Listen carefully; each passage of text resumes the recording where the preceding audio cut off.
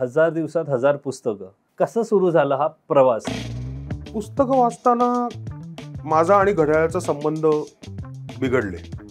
म्हणजे मी तासनतास पुस्तकं वाचत होतो. पुस्तकं वाचताना तो अट्रॅक्शन पॉइंट जो आहे किंवा जी love moment you are talking about is त्यातल्या ज्या गोष्टी आहेत ना, त्यांनी मला पुस्तकांच्या प्रेमात पाडलं. सुरुवातीच्या काळामध्ये आपण गेलो तर व्यक्ती आणि वल्ली मला खूप भावलेलं पुस्तक होतं. त्याच्यानंतर मी मृत्युंजय वाचलं आणि मी अक्षरशः रडलोय. माझा जो रिव्ह्यू असतो ना, ऑनेस्ट रिव्ह्यू असतो आणि कुठल्याही परिस्थितीमध्ये पॉझिटिव्ह आणि निगेटिव्ह हे असतातच असतात. मला एका US बेस्ड ऑथरनी कॉन्टॅक्ट केला. तिने मला सांगितलं माझं पुस्तक रिव्ह्यू करशील का? म्हणजे ठीक आहे, करतो. तिने मला पुस्तक पाठवलं. मला वाटतं किंडलवरनं पुस्तक घेतलं मी ते आणि ती बाई ऑफेंड झाली. माझी 1000 दिवसाची लिस्ट बघितली तर त्याच्यामध्ये इंग्लिश जास्ती दिसेल तुम्हाला.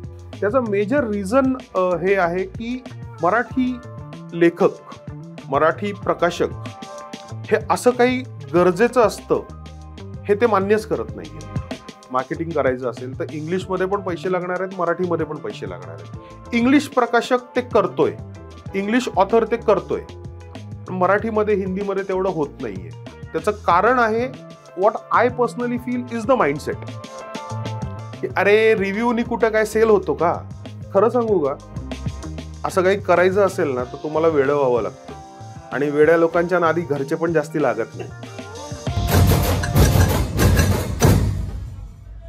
पुस्तक म्हटल्यावर आपल्याला काय आठवतं? जाडे जाडे दिसणारे ग्रंथ, जे बघून डोक्याला मुंग्या येतात. आणि वाचन ते तर शाळा आणि कॉलेजमध्ये असल्यावर केलं जातं, तेही एक्झाम तोंडावर आल्यावर. तेव्हा जाऊन कुठे आपण ती पुस्तकं उघडायचो.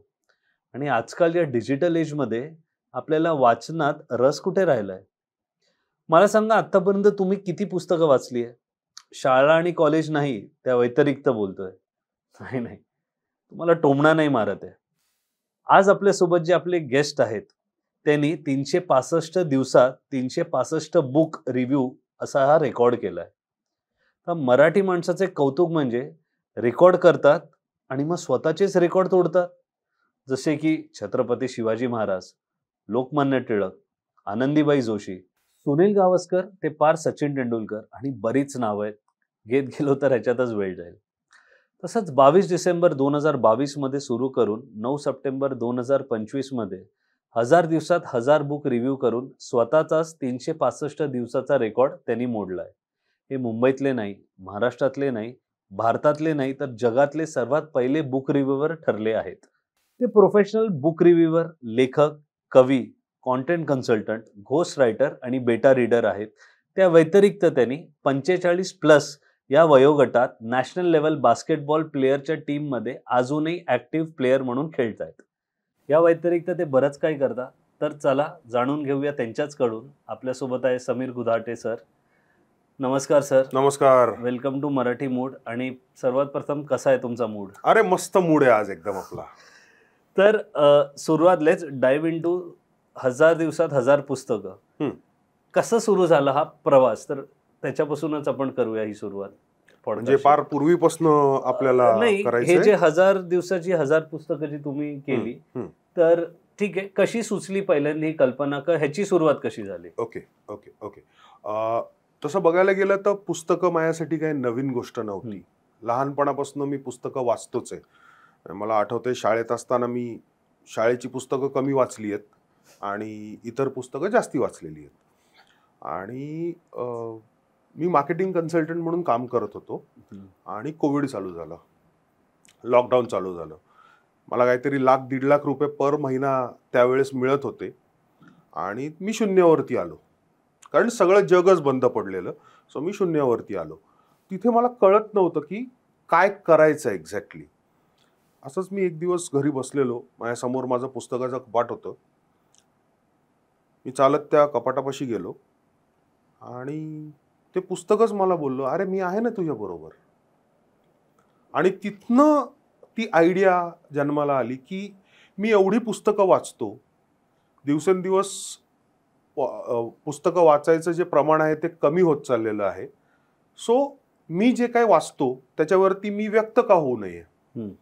सो ती आयडिया मला तिथनं मिळाली. त्याच्यावरती मी काही दिवस काम केलं.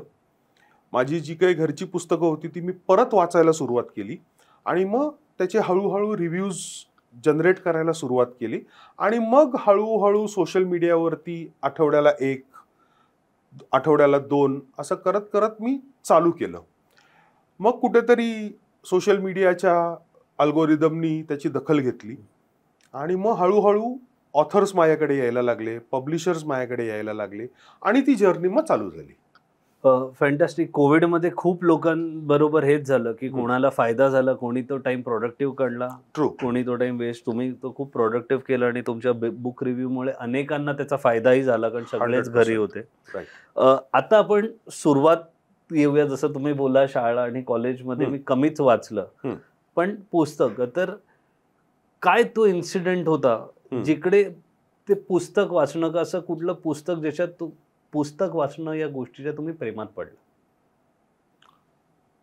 ओके, खरं सांगू तर मला आठवत नाही मी कधीपासून पुस्तकं वाचतोय. ओके, पुस्तकं वाचताना माझा आणि घड्याळाचा संबंध बिघडले. म्हणजे मी तासन तास पुस्तकं वाचत होतो. ओके, आणि बेसिकली पुस्तकं वाचताना तो अट्रॅक्शन पॉइंट जो आहे किंवा जी love moment you are talking about is त्यातल्या ज्या गोष्टी आहेत ना त्यांनी मला पुस्तकांच्या प्रेमात पाडलं. मी कधी पुस्तकांच्या प्रेमात पडलो मला खरंच आठवत नाही, पण नेहमी माझ्याबरोबर पुस्तक असायचं म्हणजे असायचंच आणि लहानपणापासून मी वाचतोय. मग त्याच्यानंतर कॉलेजचे दिवस आले, थोडं ते कमी झालं, नोकरी धंद्याच्या निमित्ताने ते अजून कमी झालं आणि मग कोविडमध्ये तर त्याला एक प्रोफेशनल स्वरूप आलं. So answering back, circling back to the love moment, मला नाही आठवत कधी ते झालं. तर जसं आता आपण बोललो कधी वेळ लागलं पुस्तकांचा तुम्हाला माहित नाही, पण मग बाकी तर पुस्तक आणि शिक्षण आणि प्रवास कुठेतरी हे असेलच. तो प्रवास कसा होता तुमचा? शिक्षण, कॉलेज, कुठे तुम्ही जॉबला होता आणि त्याच्यात वाचन आणि पुस्तक होतं नव्हतं, कसं होतं? माझ्या अख्ख्या 47 वर्षाच्या आयुष्यामध्ये जेव्हा जेव्हा जेव्हा मला आठवतंय तेव्हापासून पुस्तक माझ्याबरोबर आहे आणि आजही आहे. ओके, ग्रॅज्युएशन झालं त्याच्यानंतर मी सकाळ न्यूजपेपर जॉईन केलं. सकाळ न्यूजपेपर मी जॉईन केलं कोल्हापूरला. ओके, तिकडनं 1-1.5 वर्ष मी काम केलं आणि तिकडनं आलो मुंबईमध्ये. त्याच्यानंतर मी मिड डे जॉईन केलं. मिड डे मध्ये काही वर्ष काम केल्यानंतर लक्षात आलं की आपण स्वतःच का काहीतरी चालू करू नये. मिड डे आणि इकडे ॲज अ कॉन्टेंट रायटर नाही, मी ऍड सेल्स मध्ये होतो. ओके, त्यावेळेस कॉन्टेंट हा प्रकार माझ्या दृष्टीने अस्तित्वातच नव्हता. ओके, मी फक्त वाचत होतो. ओके, कॉन्टेंट क्रिएशन मध्ये मी त्यावेळेस नव्हतो. ओके, सो ऍड सेल्स मध्ये मी होतो आणि त्याच्यानंतर स्वतःच काहीतरी चालू करूया असं म्हटलं आणि त्या काळी एक छोटीशी ॲडव्हर्टायझिंग एजन्सी चालू केली. पण डोंबिवली सारख्या शहरामध्ये होतं आणि त्यावेळेस एवढा स्कोप नव्हता त्या गोष्टीला. सो ते बंद केलं आणि परत नोकरी करायला लागलो. पण मग त्यावेळेस सेल्समध्ये न जाता मार्केटिंगमध्ये गेलो. अनेक मार्केटिंग कंपन्यांमध्ये काम केलं. अनेक कंपन्यांमध्ये काम केलं त्यांच्या मार्केटिंग डिव्हिजनमध्ये. काही ॲड एजन्सीजमध्ये काम केलं. परत काही कंपन्यांमध्ये गेलो, त्यांचे मार्केटिंग डिव्हिजन्स हेड केले आणि 2013ला मी मरणाच्या दारातनं परत आलो. खूप आजारी पडलेलो आणि त्यावेळेस ठरवलं आता बस झालं, आता आपण स्वतःसाठी काहीतरी करूया आणि मग तेव्हा मार्केटिंग कन्सल्टन्सी आणि कॉन्टेंट कन्सल्टन्सी ही चालू केली आणि मग ती 2019-20 पर्यंत होतं आणि मग कोविड आला आणि आपण ते सगळं डिस्कस केलं. मग येस, ओके.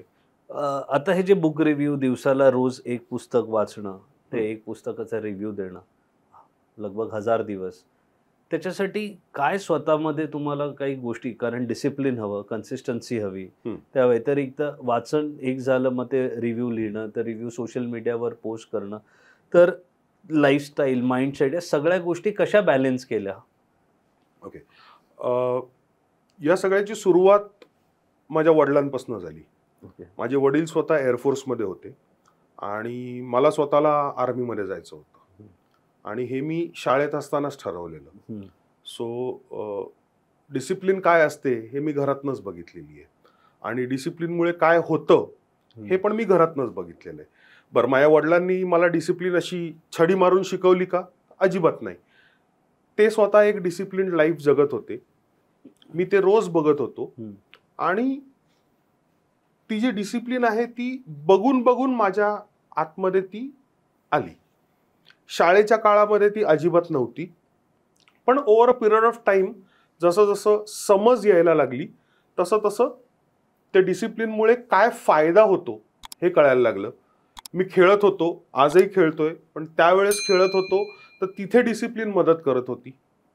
की डिसिप्लिन 5 वाजता उठायचं आणि जॉगिंगला जायचं म्हणजे जायचं. मग ही डिसिप्लिन आजही कामाला येते. 1000 दिवसात 1000 पुस्तकं वाचणं खरंच सोपं नाहीये. ओके. आणि इथे सगळ्यात महत्वाचं म्हणजे पुस्तक वाचायला मला आवडतंय हे सगळ्यात महत्वाचं आहे. जर तुम्ही सांगितलं असतं की पिक्चर बघ 1000 रोज, म्हणजे 1000 दिवस रोज एक पिक्चर बघ, तर माइट बी तेवढं केलं नसतं, ते 1000 दिवस कंटिन्यू केलं नसतं. पण पुस्तक वाचणं हे मनापासून आवडत होतं, म्हणून हे सगळं झालेलं आहे.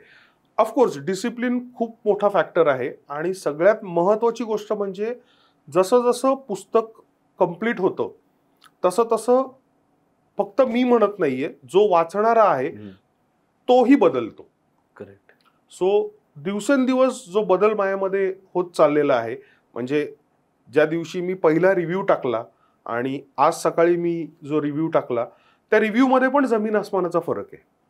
तर जसं त्या 2 रिव्ह्यूज मध्ये जमीन आसमानाचा फरक आहे, तसं मी पहिल्यांदा जेव्हा एक कुठलं तरी पुस्तक उघडलं असेल आणि आजचं पुस्तक मी जेव्हा बंद केलं, माझ्यामध्ये पण भरपूर फरक पडलाय. मग तो इमोशनल असेल, स्पिरिच्युअल असेल, मेंटल असेल, फिजिकल असेल, या सगळ्या लेवलवरती फरक पडलेलाच आहे. ही पुस्तकं जी आपण वाचताय, पहिलं तर ही एकाच कुठल्या भाषेत आहेत का? ही कुठल्या कुठल्या भाषेतली पुस्तकं आपण वाचून रिव्ह्यू करता? मी 3 भाषांमध्ये काम करतो, इंग्लिश, हिंदी, मराठी. जसं एक जनरली बघितलं, एक पुस्तक छोटंसं पुस्तक असेल तर 1 दिवस, पण आज मोठी पुस्तकं लोकांना वाचायला 2 दिवस 3 दिवस 4 दिवस वेळ लागतो. एकाच दिवसात म्हणजे काही साईज की किती पानं असतील, तुम्ही ते पुस्तक एकाच दिवसात वाचता. ही स्पीड, ती वाचण्याची ती गती आणि मग ते समजून त्याच्यावर रिव्ह्यू, हे एका दिवसात हे कसं जमलं? कारण वाचणं 1000 दिवस एक चॅलेंज, पण एकाच दिवसात एक पुस्तक वाचणं इरिस्पेक्टिव्ह ऑफ द साईज, वाचल्यावर तो रिव्ह्यू करणं, ते लिहिणं, ते पोचणं, ही पण एक खूप टीडियस प्रोसेस आपण म्हणतो, सोपं नाहीये. ते त्या स्पीडमध्ये वाचणं ते कसं जमलं आणि त्याच्यासाठी काय तुम्हाला अजून एफर्ट्स घ्यावे लागले का? हे पण आधीपासून तुम्हाला की यार दिवसाला एक पुस्तक वाचणं? ओके. सगळ्यात पहिलं मला थोडं क्लिअर करायचंय की मी असं अजिबात कुठे म्हटलेलं नाहीये की मी दिवसाला एक पुस्तक वाचलेलं आहे. ओके. मॅक्सिमम मी वाचतो. ओके. मॅक्सिमम एका दिवसात एक पुस्तक कंप्लीट होतं, पण कधीतरी मोठं पुस्तक असेल तर त्याला 2 दिवसही लागतात. ओके. सो एका दिवसात एक पुस्तक कंप्लीट करणं याचा रेकॉर्डशी काही संबंध नाहीये. ओके. प्रत्येक दिवशी पुस्तक रिव्ह्यू करणं हे इम्पॉर्टंट आहे रेकॉर्डच्या अनुषंगाने. ओके. आणखीन काय प्रश्न होता? हाच प्रश्न की ज्या गतीने एक पुस्तक वाचलं जातं, कारण मोठी पुस्तकं, पण तेवढ्यात एक मध्ये फक्त कट करतो की खूप लोकांना प्रश्न पडलाच असेल की रोज पुस्तक वाचणं आणि रोज रिव्ह्यू करणं सोपं आहे का? तर त्याची एक क्लॅरिटी मिळाली की रोज एक पुस्तक तुम्ही नाही वाचत, पुस्तक वाचणं ही प्रतिक्रिया पॅरलली चालू आहे आणि रिव्ह्यू करणं ही एक, ह्या 2 वेगळ्या गोष्टी आहेत. करेक्ट. सो माझा स्पीड जर पुस्तक वाचनाचा बघितला तर तो नॉर्मल पेक्षा जास्ती आहे. ओके. आता तुम्ही म्हणाल हे कसं काय शक्य आहे?